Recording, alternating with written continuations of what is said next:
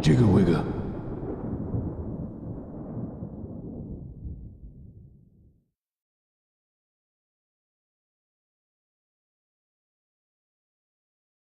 Hi, I'm here with the author of Rise and Vengeance, Stephen Trolly, and we're going to do a quick interview, just ask him a few questions about the book. Stephen, what's your book about? Okay, so it's what I describe as like political apocalypse fiction.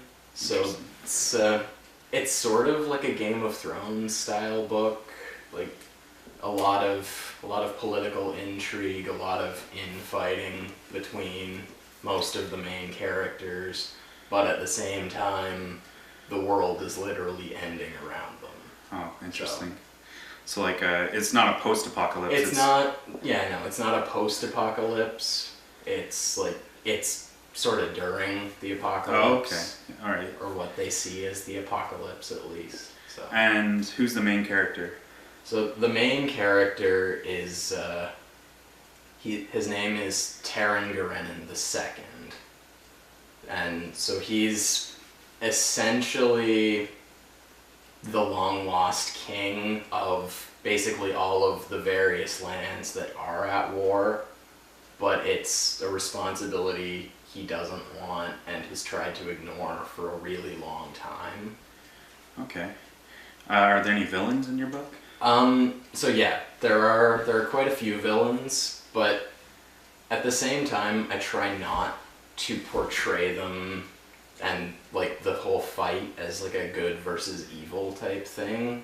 So I try and focus not necessarily as much on like the villains side of things, but like I do focus on that and try and show everything from their perspective as well. Try and like show the motivations, why they're doing what they do believe is the right thing. And where does it take place? So the world of the book is a world of my own invention called Anaria.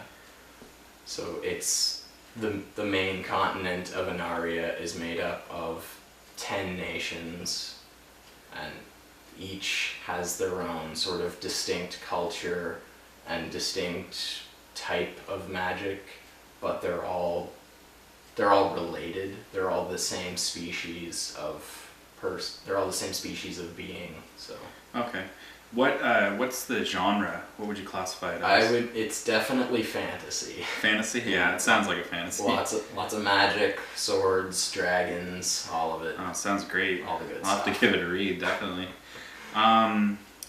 What is the main message you're trying to send with this book? So there are a few different messages with the book. Number one is that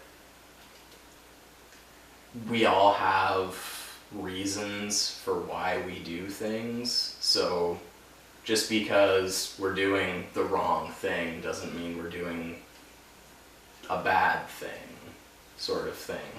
That's one of them, at least. That's the one that comes most readily to mind.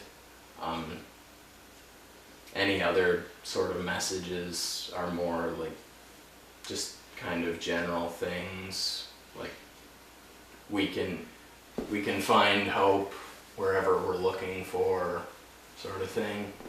Okay. Is it a series? Are you going to write more of these? I'm already pretty deep into the second book. Okay. I plan on writing at least one more after that, but I'm not sure if that will be the end of the series. It might go on for another 2 or 3 books after the one I'm currently writing.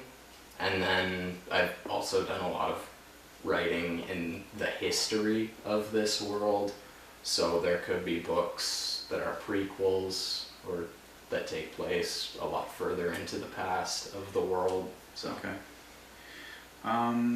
What is the main, or sorry, are there any, like, what are the other characters in the book?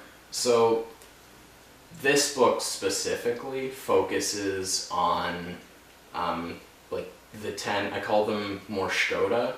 So Okay. they're essentially kings and queens of the 10 nations of Anaria. So this book primarily focuses on them. It does bring in other characters later, but the main focus is on them. Okay. And how long have you been writing for? So I've been writing outside of school, doing things that weren't just writing assignments for English class, probably since I was about 13. I think that's about when I started working on the idea that eventually became this book. So Okay. How many pages is it? it's about 450 pages. 450 pages. Okay. All right. Is there anything else you'd like to add?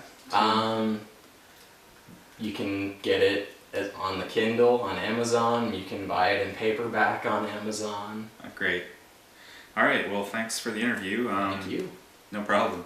This has been a message from Mulsum Media, so check out our website at www.mulsum.com, and we'll post this interview and everything related to the book and where you can find it on the website. Thanks a lot. Have a good day. Bye.